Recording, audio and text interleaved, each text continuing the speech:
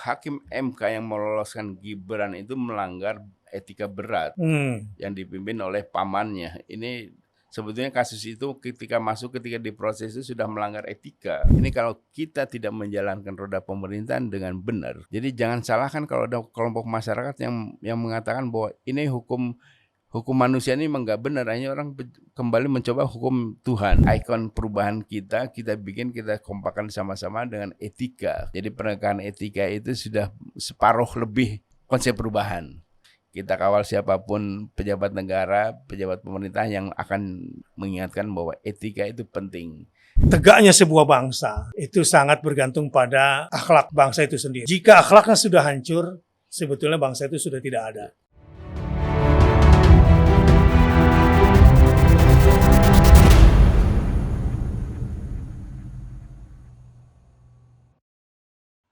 Assalamualaikum warahmatullahi wabarakatuh. Berjumpa lagi bersama Kingmaker. Dan kali ini saya tidak sendiri ya. Bersama tokoh yang selama ini sebetulnya tidak perlu dikenalkan. Karena publik khususnya dunia politik ya, juga seni sebetulnya dan sosial budaya sudah mengenal beliau. Alhamdulillah sudah hadir bersama kami Bapak Adi Masardi yang saya kenal sebagai juru bicaranya Bapak Presiden almarhum Kiai Haji Abdurrahman Wahid yang saat ini alhamdulillah sudah hadir bersama kita. Assalamualaikum Pak Adi. Waalaikumsalam warahmatullahi wabarakatuh. Lama nih nggak ketemu. Lama tidak bersuara. Ya kami kemarin bertemu di pemakamannya almarhum Pak Rizal Ramli. Pak Rizal Ramli ya. Tiba-tiba ada pembicaraan yang menarik yang beliau sampaikan ke saya. Cuma saya mau tanya-tanya dulu nih. Apa kesibukan sekarang nih Pak Adi? Ya, saya kebetulan kemarin itu ketemu Muhaimin, kemudian diajak-ajak sehingga sekarang ini posisi saya dari juru bicara Presiden Abdurrahman Wahid menjadi pendukung paslon nomor Wahid. Wah, ya, jadi pendukung paslon nomor Wahid setelah menjadi jubirnya Pak Abdurrahman Wahid bersama Caimin ya. Betul. Dan nggak jauh ya dari PKB dan NU ya. Nanti mau nanya-nanya juga soal NU nih. Boleh. Tapi yang awal ini Pak Adi, ini lagi rame nih soal etik ini.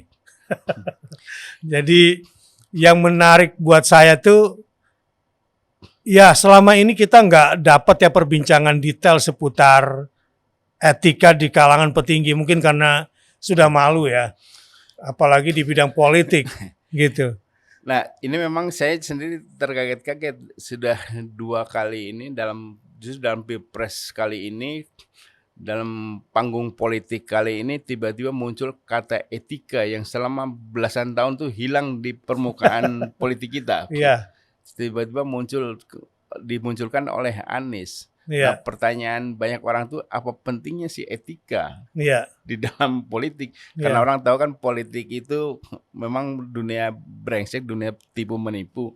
Kemudian di dunia kekuasaan juga yang banyak korupsinya. Terus apa pentingnya Anies mengungkit etika? Nah ini menarik ya. Menarik kita bahas ini. Walaupun sudut pandang etika karena berasal dari pikiran dan kebiasaan bisa berubah sehingga 02 juga bisa bilang Anda itu tidak pantas bicara etik di depan saya. Ini menurut perasaan beliau kan gitu. Karena Anda telah memberikan contoh yang tidak baik. Nah, kita sedang tidak terlibat antara mereka lah ya. Mereka yang harus menjawab masing-masing. Tapi masalah etika ini apa yang Pak Adi lihat belakangan ini? Jadi begini Ustaz, etika itu karena kekuasaan itu kata ada dulu filsuf di barat, Lord Acton bilang bahwa power tend to corrupt. Kekuasaan itu memiliki kecenderungan korup. Sebetulnya sama juga di kita juga kan orang lah itu punya kecenderungan buruk karena itu perlu agama. Ya. Nah di dalam kekuasaan itu memang bisa menimbulkan hasrat gairah yang nafsu.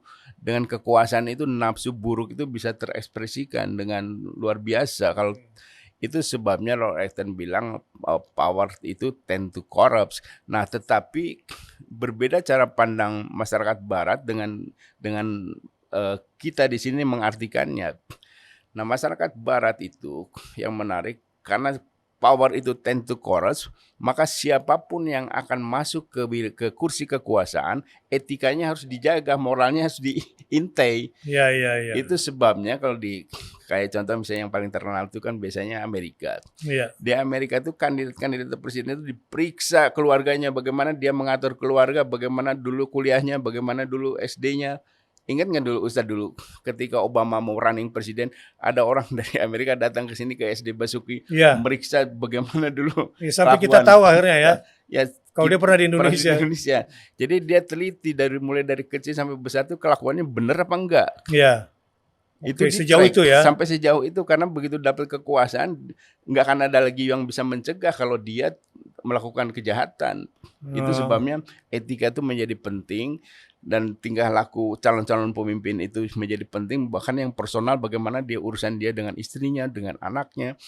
Ini penting. Jadi menurut saya yang disampaikan oleh Presiden Widodo itu boleh kalau dibilang ngaco ya ngaco. Karena urusan personal itu justru penting, personal itu dibedah di calon-calon pemimpin itu personalnya harus dilihat. Ini kelakuannya baik apa enggak, ini orang kebiasaannya apa waktu dan dibongkar ya. Dibongkar sehingga nanti begitu jadi kalau orang dari awal sudah benar menjadi penguasa, ketika yang kontrolnya juga berkurang, dia tetap ada kontrol di dalam dirinya. Iya, dan nggak boleh marah ya, diungkit-ungkit ya. Marah, itu konsekuensi pejabat publik. Iya. Nah, tapi memang menarik kalau kita bahas etika ini karena saya selalu bilang begini, Ustadz. Kalau dalam beragama, pedoman kita kan kitab suci. Iya. Kalau Islam ada tambahan lagi hadis, ada ijma ulama dan lain-lain. Secara umum kalau agama itu kitab suci. Dan kalau dalam berbangsa bernegara, pedomannya adalah konstitusi. Nah, konstitusi itu ada dua. Satu konstitusi tertulis kalau di kita Undang-Undang 45. Kemudian yang satu lagi tidak tertulis. Yang tidak tertulis itu namanya etika, norma. Dan itu di negara-negara yang beradab itu, undang-undang tidak tertulis itu jauh lebih penting, jauh lebih tinggi dibandingkan yang tertulis. Jadi tatanan sosial, etika, moral, konsensus itu dihormati. Ada contoh yang menarik. Jadi tahun 75-an gitu di Amerika ada Presiden Nixon itu dianggap terlibat dalam penyadapan Partai Demokrat di Republik. Nah, penyadapnya yang orang lain. Nah,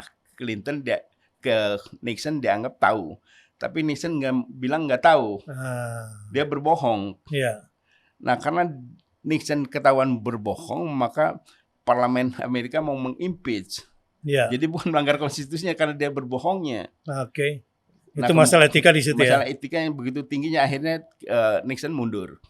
Kemudian yang kedua sampai mundur ya gara-gara soal itu tuh. Soal dia ketahuan bohong. Bohong soal pekerjaan orang lain ya. Orang lain. Yang harusnya dia menjadi saksi. Menjadi saksi harusnya dia tahu, dia bilang nggak tahu. Oke. Yang kedua soal Clinton. Ada perselingkuhan di Gedung Putih yang sangat terkenal juga dengan Monica Lewinsky. Buat orang Amerika kan selingkuhan soal biasa. Jadi kalau ketahuan yang mungkin juga nggak apa-apa juga. Nah, tetapi waktu itu Clinton membantah. Dia berbohong, dia tidak melakukan itu. Nah, ketika pers akhirnya membongkar bahwa dia sebetulnya memang berselingkuh. Nah, karena bohongnya itu dia mau diimpeach juga. Nah, kemudian yang dilakukan oleh Clinton adalah dia mengaku kemudian minta maaf dan urusan selesai. Berarti etika diperbaiki.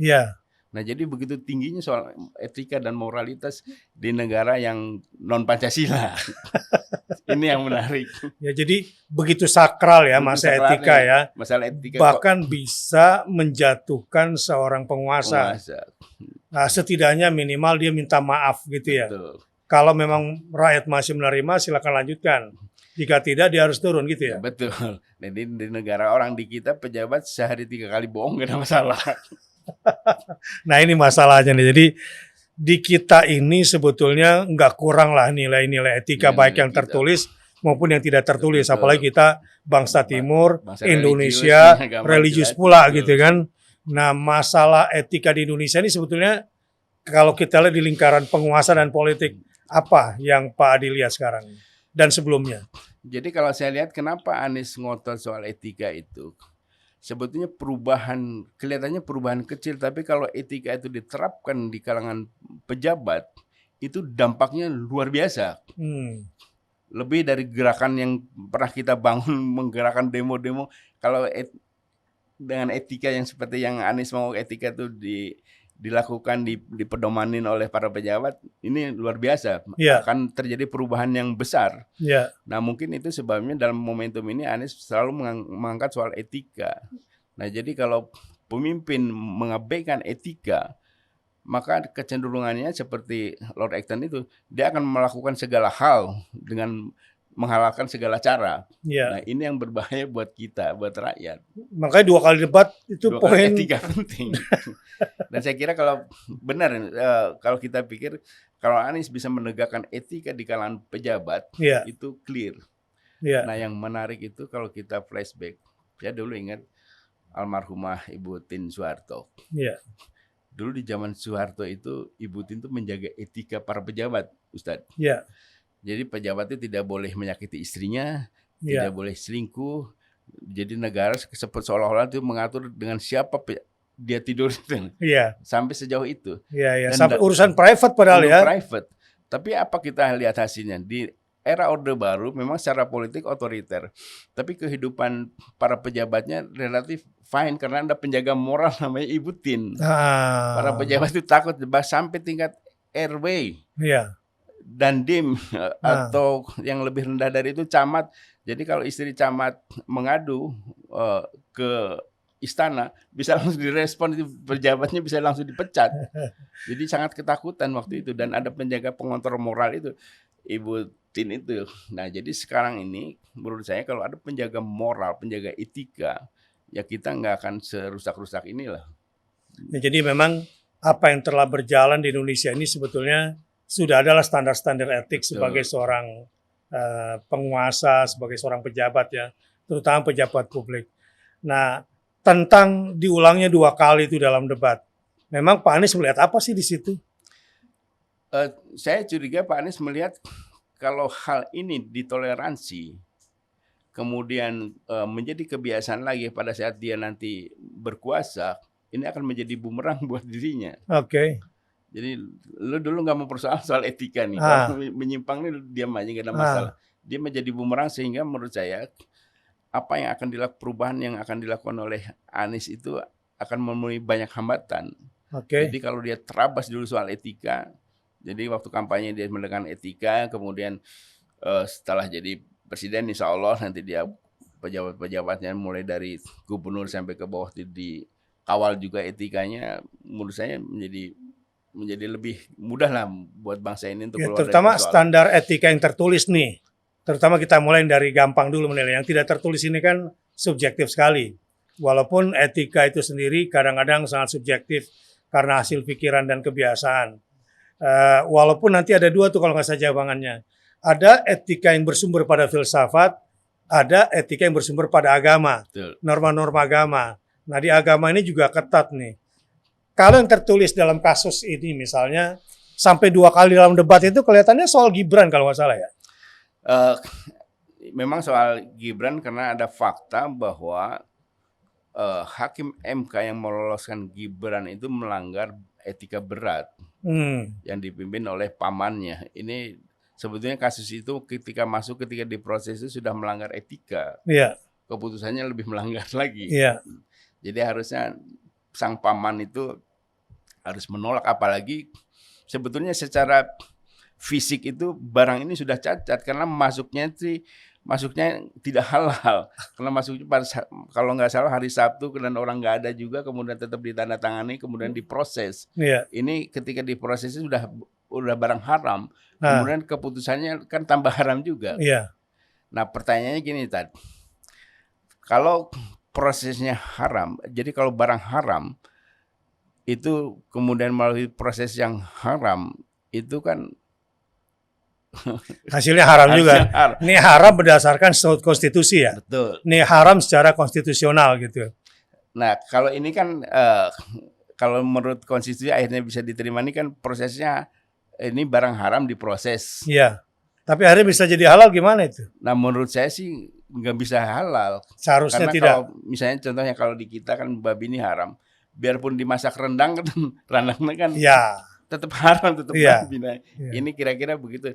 Nah, mungkin banyak orang kan melihat bahwa karena prosesnya ini nggak benar, harusnya itu karena KPU itu independen, dia bisa menjaga moral pemilu. Iya. Di dalam demokrasi itu kan itu kira-kira kan kalau ada gium suara rakyat itu suara Tuhan, jadi mengawal suara Tuhan dengan suci. Suara rakyat itu kan suci, harus dijaga kesuciannya. Demokrasi itu suci prosesnya.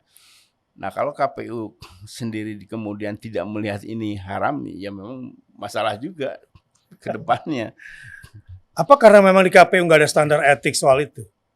Dulu itu ada prosesnya, jadi bahkan ijazah itu pun diperiksa kesahihannya.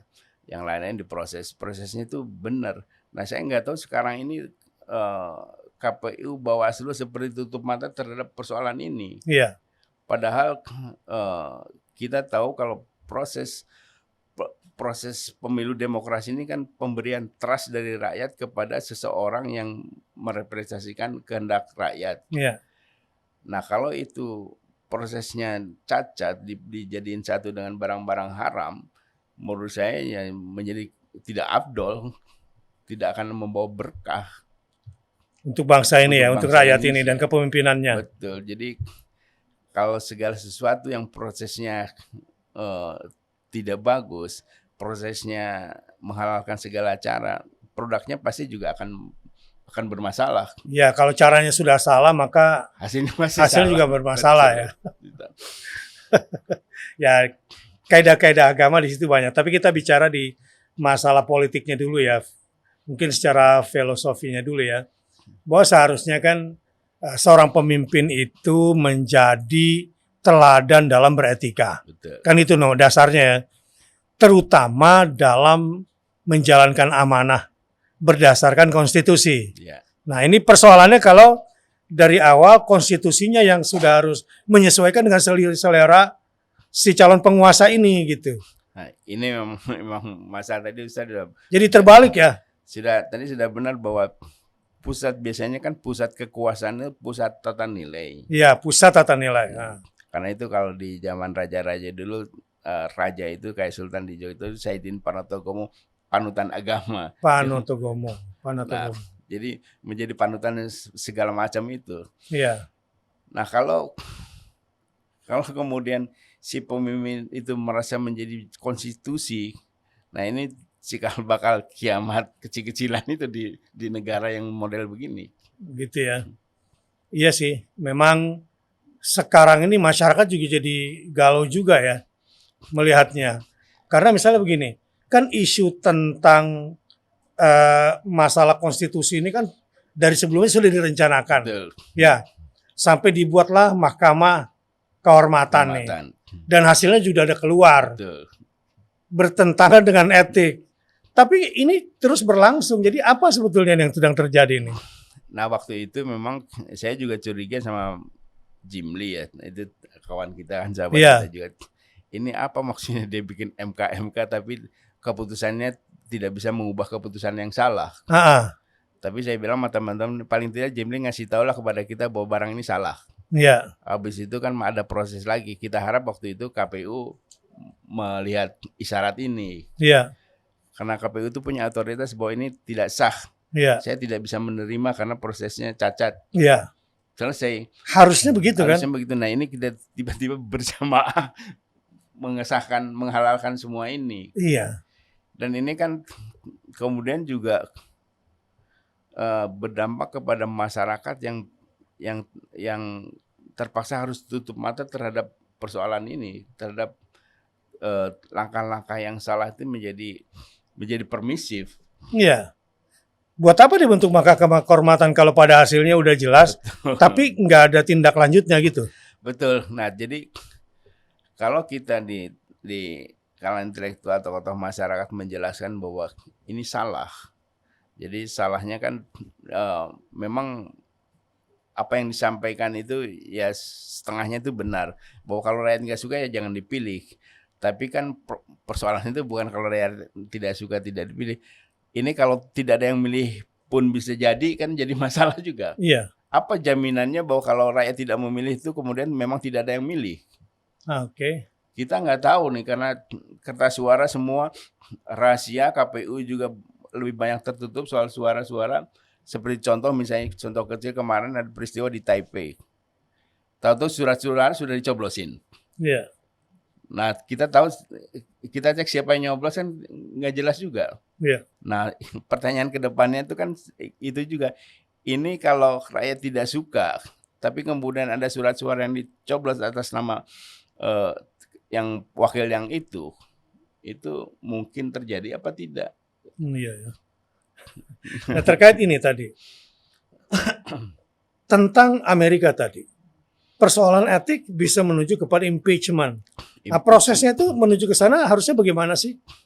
Kalau di Amerika sih memang nggak ada proses impeachment karena mereka juga menjaga etika. Jadi ketika orang tidak percaya, jadi tidak usah diproses politik. Jadi dia memang ada tekanan publik juga, mungkin tekanan keluarga, tekanan lingkungan juga. Udahlah kamu mundur aja. Mundur aja. Ya di Jepang begitu ya, misalnya di Korea. Ya, dan di Korea agak beda lagi, Ustadz. Jadi di Korea itu yang menarik, ada masyarakat yang saya lihat, saya pelajari itu sejak mereka dijajah Jepang tahun awal-awal 40-an itu. Mereka itu ada kekompakan kelompok bangsawan, petani, buruh, mahasiswa itu membuat satu, namanya mereka itu Obiang, jadi terjemahannya pasukan pengawal kebenaran. Oke, harus ada ya kelompok penekan dalam hal ini ya. Nah, Jepang itu paling takut sama mereka ini karena mereka melawan itu nekat, berani mati. Lebih berani mati dari pasukan resminya. Karena dia membela kebenaran dan itu ternyata budaya itu terus hidup. Begitu ada presiden bermasalah mereka kumpul lagi kemudian. Nah, itu sebabnya ada sekitar 5 presiden Korea yang dijatuhkan oleh gerakan mereka ini turun-temurun. Nah, tetapi yang menarik itu karena presiden yang digulingkan lewat demonstrasi itu memang melakukan pelanggaran. Jadi begitu turun diadili. Ya. Setiap yang turun yang digulingkan oleh rakyat, oleh kelompok ini pasti diadili. Dan setelah ada perubahan pergantian mereka hilang lagi. Selalu begitu. Ini menarik nih. Nah di kita kan saya bilang di kita kenapa enggak begitu? Dulu Soekarno dijatuhkan tapi tidak diadili. Kita tahu benar apa enggak? Kemudian Soeharto waktu itu Gus Dur memang mau mengadili agar melihat kebenarannya. Nah kemudian Gus Dur juga pernah dituduh ada korupsi soal Bulogate itu. Makanya ketika Gus Dur lengser 2 minggu kemudian saya bikin pernyataan, ini sekarang Gus Dur sudah bukan presiden. Usut aja ini, jelaskan kepada publik bahwa ini orang ini bersalah atau tidak. Kalau bersalah dihukum. Tapi kan rupanya di kita ini lebih banyak kepentingannya politik. Setelah lengser ya sudah. Urusan-urusan yang lainnya yang kemarin dituduhkan itu tidak perlu dibuktikan lagi. Nah saya bilang ke depan itu nggak boleh begitu, harus ada pelajaran. Ada penguasa yang menyimpang kemudian turun kemudian diadili, kesalahannya apa untuk menjadi pelajaran kepada penguasa berikutnya. Ya inilah makanya akhirnya jadi ke belakang jadi seperti ini ya. Seperti ini. Nah dulu itu kan Pak Harto pakai istilah mendem jeruk. Nah menurut saya itu untuk era sekarang ini nggak cocok lagi mendem jeruk. Jadi kalau ada pejabat seberapa besar pun andilnya untuk bangsa ini, jasanya untuk bangsa ini, kalau melakukan kesalahan adili. Setelah terbukti dikasih vonis, kemudian kan bisa dikasih gerasi penguasa yang berikutnya. Jadi selesai bahwa yang penting bahwa penguasa yang bersalah itu melanggar hukum harus diadili, dipidana kalau perlu dipidana. Itu mencerminkan jadi hukum itu tegak, hukum itu kuat kalau bisa mengadili penguasa yang melanggar undang-undang. Ya, tapi saya menarik tuh, jadi kita sudah sampai level MK. Betul. Artinya normanya ini sudah pada tingkat yang paling tinggi nih. Harusnya hakim MK itu sebagai wakil Tuhan penafsir undang-undang dasar, penentu benar salah secara konstitusional, di atasnya ada Mahkamah Kehormatan lagi, ternyata hasilnya pun masih ngeblur. Nah, yang kedua, saya melihat ini pentingnya berarti kelompok penekan dari masyarakat yang memegang teguh norma-norma bangsa kita, terutama dari sisi politik dan kekuasaan. Kelihatan itu ya. Jadi mungkin orang-orang seperti kita ini yang harusnya ya juga berpikir ulang nih tentang bagaimana menata demokrasi kita yang dikawal, yang dipimpin oleh nilai etika itu. Betul. Karena demokrasi sendiri memang hanya bisa jalan kalau etika juga jalan. Ya. Karena kalau tanpa etika akhirnya ada pemaksaan, manipulasi suara dan lain-lain. Ya. Jadi memang etika itu menjadi penting untuk kita tegakkan. Dan ini syaratnya memang pertama yang penegak etika itu punya moral yang baik juga. Ya. Kayak istilah KPK standar etikanya harus tinggi kan gitu. Nah, karena itu kalau ada pelanggaran di situ hukumannya harus lebih berat. Iya. Karena dia bertanggung jawab memberi contoh etika. Nah, memang yang agak menarik ini Ustaz, hakim ini kan secara nyatanya juga adalah bertanggung jawab kepada Tuhan. Iya. Nah, ini kan agak membingungkan kita. Karena kita tidak tahu Tuhannya hakim itu siapa. Iya. Sama nggak dengan Tuhan kita? Iya. Karena ada juga hakim yang mempertuhankan uang, ada yang mempertuhankan atasan. Iya. Nah ini kan Tuhan juga Tuhan dengan T kecil. Iya. Nah jadi sehingga dengan demikian syarat-syarat untuk menjadi penentu ini kan harus jelas juga kriterianya. Seleksinya harus benar karena ketika setelah dia memiliki jabatan itu seperti hakim misalnya, dia tidak bisa diintervensi keputusannya, dia hanya bertanggung kepada Tuhan. Ini kan etika dan moral si hakim ini kan harusnya benar-benar oke. Nah untuk itu kan bisa dicek bagaimana kehidupan agamanya dia, bagaimana kekeluarganya. Nah ini yang penting menyeleksi orang pejabat-pejabat seperti ini. Ya selain seleksi tadi misalnya ya, kalau kita sepenuhnya hanya menyerahkan kepada kekuatan politik, ini jadi bahan negosiasi lagi atau komoditas politik. Betul. Jadi memang harus ada kelompok independen penekan yang die hard memegang etika, yang cerita Korea tadi, yang akan menggerebek mereka, mendobrak mereka tanpa tedeng aling-aling. Dan ini dari sebuah kekuatan moral ya, dari sebuah bangsa, dari kekuatan massa ya. Kekuatan massa dan itu gabungan dari berbagai golongan itu saya kira memang menarik. Nah tapi kalau soal MK kita ini dulu ketika proses ini baru mau menjadi kerabat presiden Pak Anwar Usman itu, saya sudah mengingatkan ini nggak boleh. Ya. Dia tidak boleh menjadi ipar presiden. Ya. Nah saya bilang kepada teman-teman bilang ini Anwar Usman harus mundur. Saya bilang Anwar Usman tidak perlu mundur, yang penting salah satu di antara mereka harus mundur. Kalau presidennya mundur berarti Anwar Usman nggak usah mundur. Karena nggak ada konflik of interest. Karena Anwar Usman yang mundur berarti presiden nggak perlu mundur. Jadi kan kalau salah satu mundur nggak ada masalah. Nah saya bilang buat bangsa Indonesia itu mana yang lebih banyak manfaatnya? Presiden yang mundur atau ketua MK yang mundur? Nah, sejujurnya nih, kayak bicara etika nih kayak rada ngawang-ngawang. Di balik ini semua nih ada apa sih sebetulnya? Sampai etika nih jadi kalah semua gitu. Sebetulnya ada apa sih? Nah ini memang menurut pandangan Pak problem kita ini kan karena mereka teman-teman orang-orang kita ini masuk ke dunia politik itu karena mencari uang gampang. Kan tujuannya mencari uang lebih gampang kalau dalam kekuasaan. Setelah berkuasa. Jadi cita-citanya begitu masuk kekuasaan mereka mencari uang sebanyak-banyaknya, kemudian saling menutupi. Kalau dinasti gimana? Nah, dinasti kan bagian dari korupsi itu. Jadi saya untuk dinasti yang non sejarah itu ya, kalau dinasti yang lewat ini sebetulnya nggak layak Ustaz. Presiden Widodo kan dapat kepercayaan rakyat. Iya. Rakyat percaya hanya kepada dia menjadi Iya. presiden. Iya. Kemudian kepercayaan ini diturunkan kan nggak boleh. Kalau dulu misalnya Ya berdasarkan capability lah ya.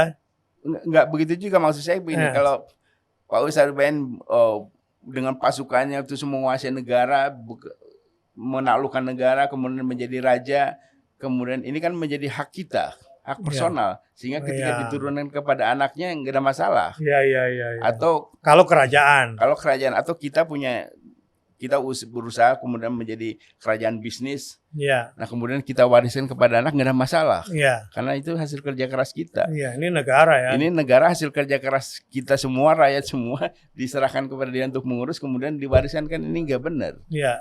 Jadi kayak perusahaan, kalau ibarat perusahaan yang sudah listing, sudah punya publik. Jadi perusahaan-perusahaan yang sudah go publik ini kan tidak bisa diteruskan kepada anak-anaknya kecuali warisan sahamnya. Iya. Nah ini kita kasih kepercayaan, kemudian kepercayaan diturunkan kepada anaknya. Nah ini sama sekali nggak benar. Itu sebabnya kenapa kita, teman-teman kita, masyarakat yang pecinta demokrasi ini menolak kehadiran kepesertaan Gibran, karena selain tidak layak secara biologis karena ini anaknya presiden kemudian itu, tapi prosesnya juga kan nggak benar. Ya, jadi ini disebut oleh Tempo kemarin ya, anak haram konstitusi ya. Anak haram konstitusi, sebetulnya anak haram demokrasi ya.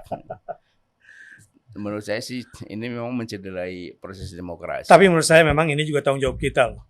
Tanggung jawab kita terutama tokoh-tokoh masyarakat, tokoh-tokoh umat, ini presiden buruk. Jadi kalau nggak ada sebuah gerakan moral yang dilakukan secara terstruktur oleh tokoh-tokoh ini cuma hanya sebatas curhatan begini, ini bangsa ini bahaya ke depan. Betul. Nah ini kan yang saya selalu ingatkan kepada teman-teman juga, teman-teman yang berkuasa. Ini kalau kita tidak menjalankan roda pemerintahan dengan benar, jadi jangan salahkan kalau ada kelompok masyarakat yang mengatakan bahwa ini hukum manusia ini memang nggak benar, hanya orang kembali mencoba hukum Tuhan. Iya. Nah, kenapa muncul itu kan karena kalian melaksanakan hukum yang seharusnya benar nggak benar. Ya kalian kesimpangkan ya. Betul, kayak misalnya ada aliran yang lain, ada orang khilafah dan yang lain-lain. Kenapa muncul pikiran ini? Karena kalian tidak menjalankan Pancasila dengan benar, menjalankan undang-undang dengan benar. Iya, bahkan etika keseharian nggak benar. Kalian nggak pegang. Jadi, nah orang berpikir yang tidak banyak mengetahui perilaku para pejabat, ini yang disalahkan kan undang-undangnya. Iya. Oke. Artinya undang-undang harus kita ganti, padahal pelaksananya yang brengsek.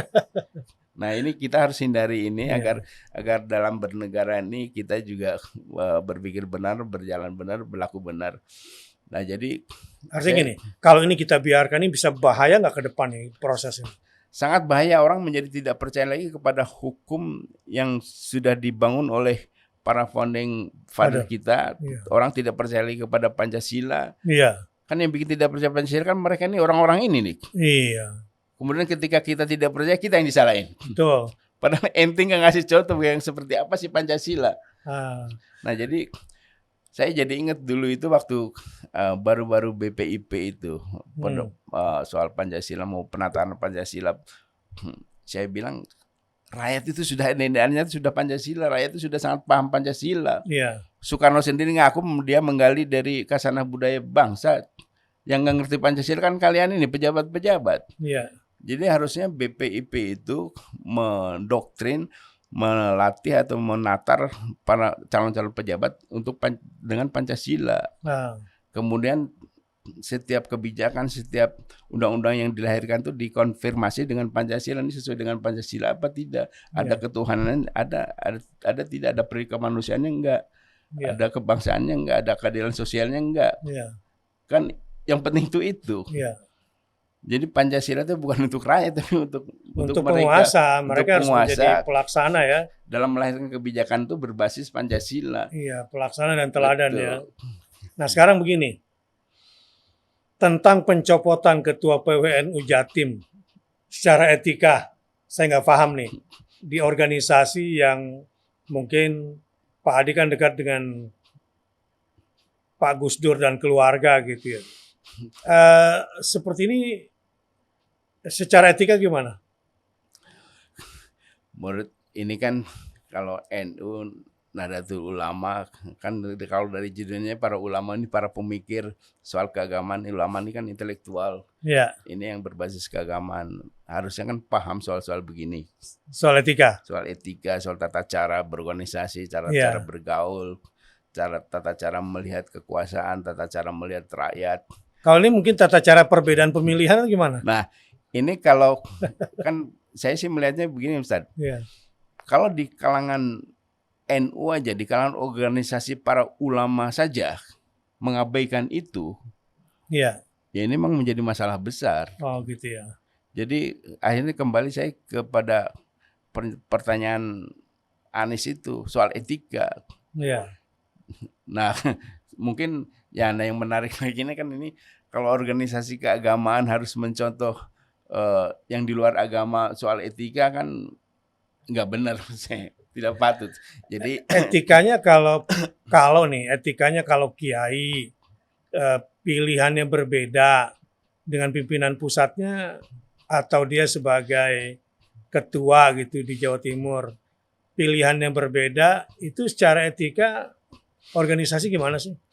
Kan organisasi memang ada pedomannya. Ada ADRT-nya ya. Ada ADRT-nya, misalnya tidak boleh berpolitik. Itu dalam organisasi, misalnya saya ketua wilayah, saya membawa wilayah yang saya koordinasi itu untuk mendukung, untuk membuat mengambil pilihan politik ke A atau ke B, itu nggak boleh. Tapi kan setiap orang punya hak politiknya. Dan saya bisa kemana saja, tidak atas nama organisasi. Sebagai pribadi. Sebagai pribadi, dan ini juga harus dihormati. Karena sebetulnya kan perbedaan itu rahmat, berkah. Yang tidak boleh itu kan bercerai-berai. Jadi sebetulnya nggak ada masalah. Nah saya berharap sih ya teman-teman di NU itu memberi contoh bagaimana bermasyarakat, berpolitik yang baik. Dulu Gus Dur kan mengajari kita juga untuk bagaimana Islam berpolitik, Islam berdemokrasi, Islam berorganisasi, kan clear. Dengan pilihan-pilihan berbeda. Dengan pilihan-pilihan berbeda. Kemudian baru ketika pilihannya makin rumit, Gus Dur membuat PKB agar pikiran-pikiran politik NU itu semuanya disalurkan kepada PKB, tidak partai yang lain. Karena ini sudah didesain untuk jamaah NU. Nah jadi menurut saya kalau NU tidak ke PKB ya menyimpang dari yang seperti yang diharapkan Gus Dur. Yang digariskan Gus Dur ya. Betul, karena sewaktu saya tanya kenapa bikin PKB Gus Dur cerita bahwa politik sekarang ini sudah makin kacau, sudah susah dikontrol. Karena itu harus ada berbasis, harus dikontrol oleh kekuatan ormas keagamaan yang masih punya tata nilai, yang masih punya spiritualitas. Nah sehingga Gus Dur bikin PKB dengan harapan kan nanti ulama-ulama NU itu memberi motivasi, mengontrol moral etikanya kepada partai politik itu. Dan Gus Dur nggak ngarang soal ini, karena di Eropa itu ada partai-partai konservatif seperti yang menguasai di Jerman, itu dikontrol oleh ormas keagamaan Katolik dan Protestan, itu mengontrol ke situ. Nah di India ada organisasi Hindu terbesar yang mengontrol BJP, Bharatiya, yang partai yang sekarang berkuasa, partainya Modi. Di Syria kan juga, di Timur Tengah juga banyak ormas keagamaan besar bikin partai, kemudian mengontrol, sehingga partainya itu jadi punya moral, punya spiritual, spiritualitasnya bagus. Nah itu yang diharapkan oleh Gus Dur, sehingga dalam konteks ini NU bisa bersatu, aliran politiknya juga disalurkan oleh PKB, tetapi memang waktu itu yang orang-orang NU jangan berpolitik, karena politik NU sudah disalurkan lewat PKB. Itu masalahnya. Iya. Walaupun faktanya sekarang suara NU tetap terpecah ya. Nah mungkin ini karena mungkin Gus Dur dulu tuh kurang berhasil meyakinkan Nahdien bahwa dia mendesain PKB, Gus Dur bersama teman-teman mendesain PKB itu mengalirkan itu, atau ada perubahan-perubahan politik di kepengurusan NU. Nah harusnya kan kalau organisasi yang baik itu yang sudah didesain oleh para pengurus yang dulu terpercaya, kemudian tinggal melanjutkan aja, tidak diubah-ubah. Nah saya belakangan kan memang jarang bergaul juga dengan teman-teman di NU. Iya. Meskipun ketua umumnya dulu sahabat saya sesama juru bicara Gus Dur. Iya. Ya Oh Stakuf iya. dulu. Sahabat ya dulu ya. Sahabat dulu. Sesama jubir ya. Sesama jubir, jadi dulu selama jubir itu hari-hari saya sama dia. Oh, Berdua. jadi tahu kenal baik Kita lah kenal, ya. sangat baik. Iya. Nah itu sebabnya saya juga nggak banyak pengaruh. Oke. Terus ini orang ini sangat lurus dulu itu. Iya. Saya lurus, menyimpang sedikit diingetin saya sehingga lempeng. Sehingga saya sangat percaya bahwa kalau NU di bawah Yahya Stakuf pasti oke lah. Iya. Nah tapi begitu saya dengar kok berbeda, saya yakin mungkin saya salah dengar. Kalau keluarga Gus Dur kan Pak Mas Hadi kan juga dikenal dekat ya dengan keluarga itu. Sekarang pilihan politiknya kan kemana? Gus Dur itu dulu saja waktu masih ada, dia membebaskan anaknya mau kemana saja. Nah, bebas ya. Bebas. Dulu misalnya tahun 2009 itu ya ini mendukung SBY. Iya. Sementara Gus Dur golput, saya ikut golput. Oh ada gitu masalah. ya. Oh, nggak ada masalah itu ya. Masalah. Oh.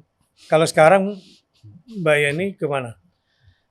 Saya dengar dia sama Pak Mahfud, Sama Pak Hikam juga ada di situ. Kemarin saya ketemu Pak Hikam di tempatnya Pak Rizal Ramli. Saya bilang saya ikut ikut Mahfud Mas. Oh ya itu sama. Ya, saya ikut Muhaimin. Oh jadi terbuka aja ya. Terbuka. Dan itu nggak ada masalah ya di keluarga. Harusnya memang tidak masalah untuk soal itu. Iya. Artinya warisan-warisan politik Gus Dur di dalam keluarga ya seharusnya memberikan ruang. Betul. Dan harusnya itu juga berlaku di organisasi ya. Jadi nggak perlu main pecat gitu aja. Tapi kan alasannya mungkin ada alasan administrasi lain kali ya. Nah, saya nggak tahu juga yang persoalan ini, tetapi menurut saya sih kalau organisasi ulama ada pemecatan, ada konflik karena soal politik, pasti salah. Ya. Pasti salah, apapun alasannya ini nggak benar. Namanya juga Nahdlatul Ulama, organisasi ulama untuk umat. Kalau ada persoalan perpecahan karena politik, pasti ada yang salah di situ. Nah, kita nggak tahu siapa yang salah, tapi secara organisasi mungkin ya salah juga. Ya, kembali kepada standar etik organisasi ya. Organisasi dan bagaimana disiplin organisasi, dan yang penting itu bagaimana tanggung jawab dia kepada umat. Kondisi grassroots NU khususnya di Jawa Timur pasca pencopotan ini secara keseluruhan bagaimana? Saya lihat NU itu kan ada Nahdien ya, ada dua lapis. Pertama yang lapisan di dalam organisasi NU itu memang di bawah PBNU. Tetapi secara umum Nahdien, pesantren-pesantren itu lebih ini istilah kultural dengan struktural. Struktural, ya mungkin struktural artinya struktural ini memang di dalam struktur aja. Yeah. Ketua-ketua cabang yang beberapa orang itu. Struktur memang. Tapi yang kultur secara umum itu, yang pesantren dan Nahdien secara umum itu, itu lebih banyak dikontrol oleh PKB. Karena PKB lebih intens berinteraksi dengan Nahdien. Karena dia punya bupati, punya gubernur, punya legislatif, yang bisa membantu mereka secara langsung. Jadi kalau umat sih kurang lebih beginilah.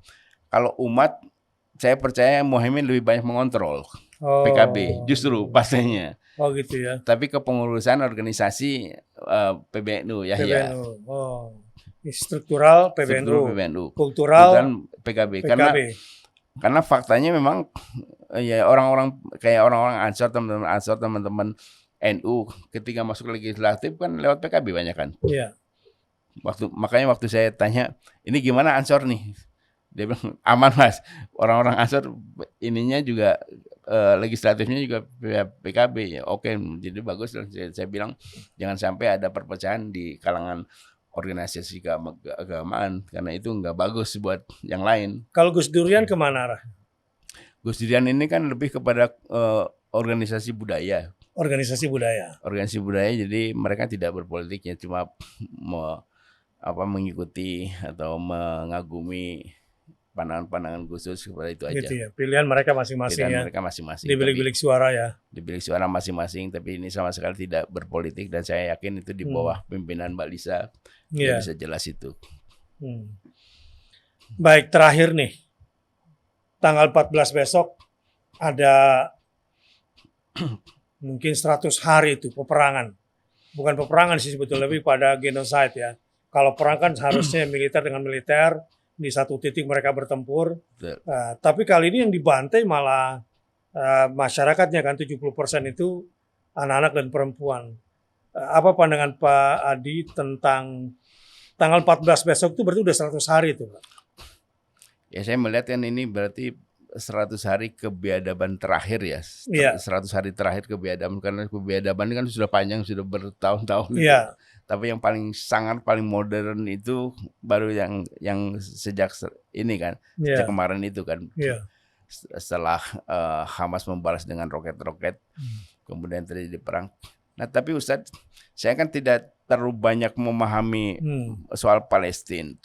Tapi yang saya tidak pernah dengar itu proses penderitaan bangsa Palestina ini tidak pernah diungkap.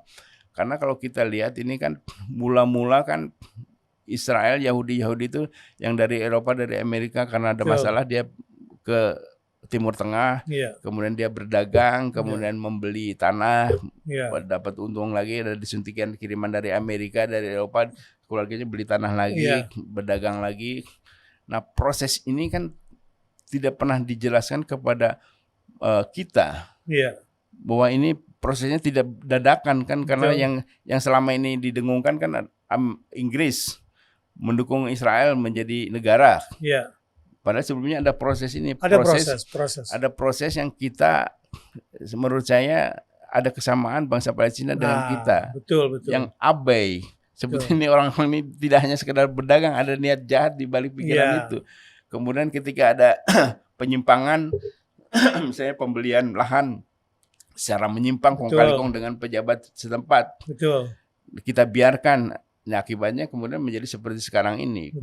Nah, harusnya 100 hari kebiadaban Israel itu kan kita peringati dengan duka cita, dengan doa, tetapi juga dengan introspeksi. Ini juga bangsa ini kan punya pengalaman yang sama, kita abai. Kita abai dulu, Belanda mula-mula datang ke sini membeli rempah-rempah, kemudian bekerja sama dengan raja-raja, kemudian minta lahan dengan paksa, minta kita bercocok tanam. Setelah mereka berkuasa, kita baru bingung, loh kok jadi begini.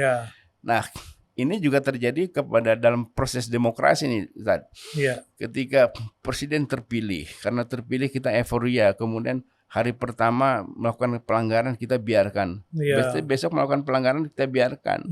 Nah, kasus soal dinasti ini, saya jadi ingat juga, ini harusnya ketua-ketua partai yang kemarin itu tidak boleh merestui Jokowi meminta menantunya dan anaknya menjadi wali kota. Kalau ini kita biarkan pasti akan menjadi gubernur, pasti akan menjadi presiden. Kan kalau gairah orang kita biarkan, nafsu dibiarkan akan bertambah. Nah, ini kesalahan para elit kita membiarkan ambisi, sehingga kenapa menjadi takabur, karena kita semua diam dan para penentu kebijakan ini membiarkan hal itu.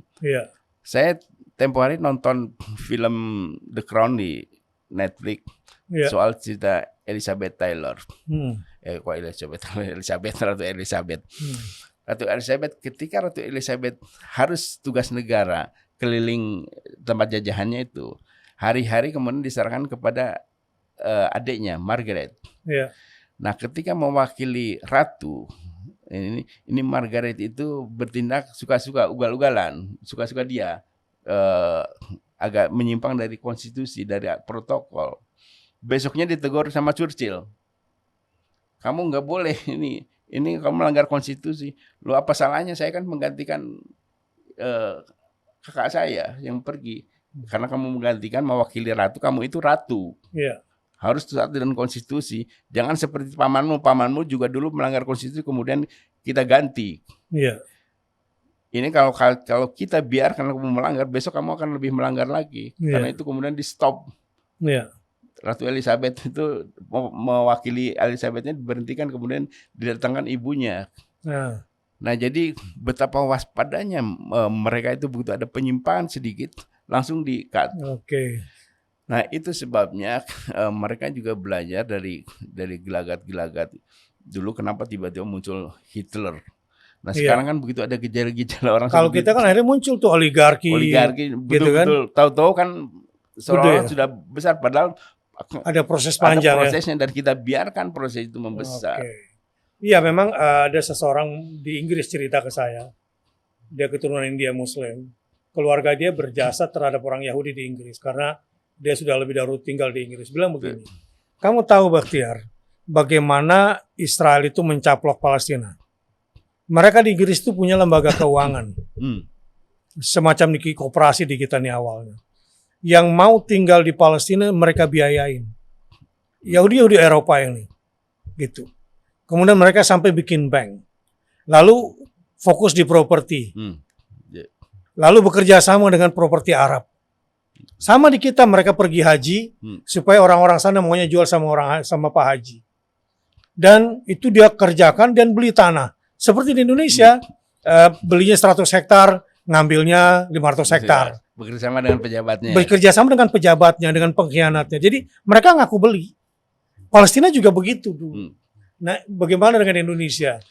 Nah ini kan, jadi kita kalau kita wajib memperingati 100 hari kebiadaban Israel di Palestina, tetapi harus ada manfaatnya juga buat kita. Iya, buat kita ke dalam ya. Buat kita manfaatnya apa? Manfaatnya mengingatkan kepada kita untuk waspada ke depan ini. Iya. Kalau ada penguasa punya tanda-tanda buruk harus dihentikan lebih cepat. Iya, ini kan kayak oligarki punya sekian juta, punya calon presiden punya sekian tanah besar, betul, ingin mewariskan dinasti gitu ya. Nah, kalau kita biarkan akan terjadi begitu. Jadi kenapa dulu Belanda bisa bertahan lama ini kan prosesnya karena seperti itu, kita permisi, pembiaran, kita biarkan bahwa ini bukan urusan kita. Iya. Akhirnya bingung begitu tahu-tahu kita ada, mereka mengangkangi kita 100%, kita bingung loh kok jadi begini. Padahal bukan kok jadi begini, karena kita biarkan mereka menjadi begini. Dan kita dipecah belah. Kita dipecah belah. Ya, dengan berbagai macam etika yang kita langgar gitu ya. Nah, dan menyerang juga, pemecatan terhadap diantara kita, lembaga agama pun dipecah gitu ya. Ya, agama ini kan yang menarik.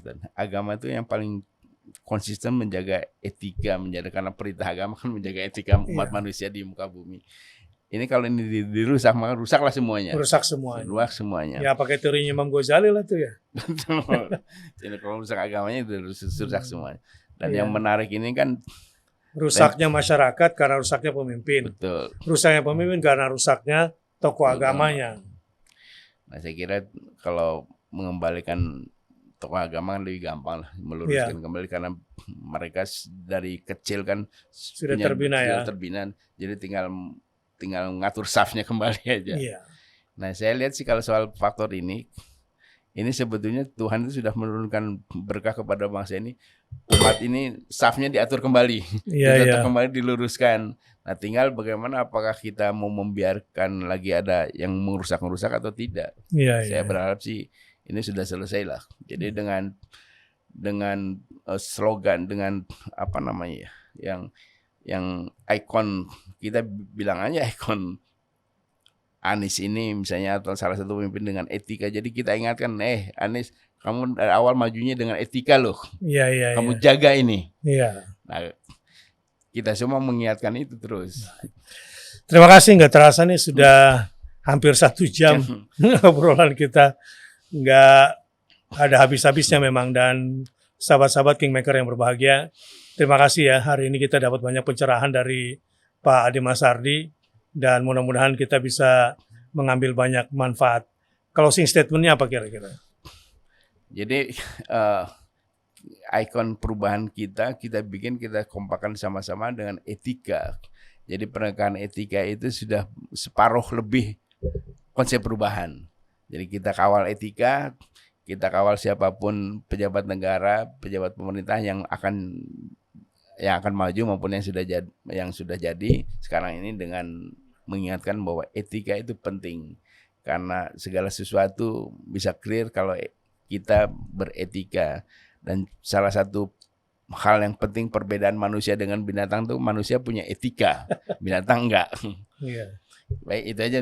Terima kasih. Wassalamualaikum warahmatullahi wabarakatuh. Waalaikumsalam. Sebentar, saya mau menyampaikan ada satu pepatah ya,